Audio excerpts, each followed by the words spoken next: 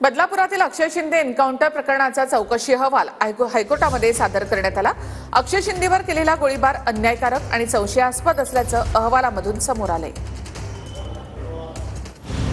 बदलापुरातील अक्षय Shinde encounter प्रकरणाचा चौकशी अहवाल मुंबई उच्च न्यायालयात सादर करण्यात आला।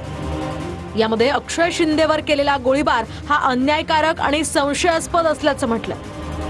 एन्काउंटर प्रकरणात 5 पोलीस जबाबदार असल्याचं या अहवालात नमूद करण्यात आलं। बंदुकीवर अक्षयचे फिंगरप्रिंट्स नाहीयेत असं सुद्धा या फॉरेन्सिक अहवालातून समोर आलंय। तर हत्येचा गुन्हा दाखल करून योग्य ती कारवाई करू अशी माहिती कोर्टात सरकारी वकिलांनी दिली। बदलापूरच्या शाळा मालकाला वाचवण्यासाठी अक्षय शिंदेची हत्या झाली, अहवालात जे आहे तेच आम्ही सांगत होतो असं यावर जितेंद्र आव्हाड यांनी म्हटलंय। तर जाणीवपूर्वक एन्काउंटर झाला असेल तर न्यायालय योग्य तो निर्णय देईल असं यावर संजय शिरसाट यांनी म्हटलंय। आम्ही पहिल्यापासून सांगतो एन्काउंटर नाहीच, हे हत्याच होती।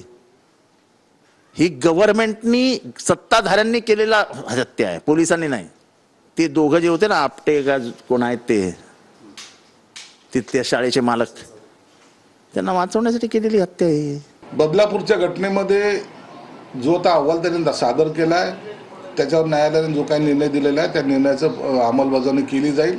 जर तो एन्काउंटर चुकून झाला असेल किंवा जाणून बुजून केला असेल तर त्यावर न्यायालय योग्य तो निर्णय सुद्धा घेईल।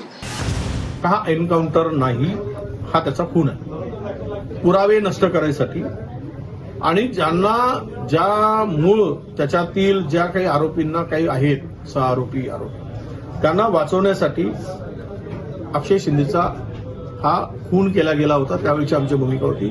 मी त्याच्या संदर्भात आता मुंबईला चाललो। मुंबईला गेल्यानंतर होम सचिवांशी आणि बाकीच्या सरकारांशी बोलेल किंवा काय नक्की झालं, कारण न्यायव्यवस्था ही न्यायव्यवस्था आहे। मला त्याबद्दल टीव्हीच्याच चॅनलवर पाहिलेलं आहे। मी बाकीची माहिती घेऊन त्याबद्दलचं स्पष्ट मत देऊ।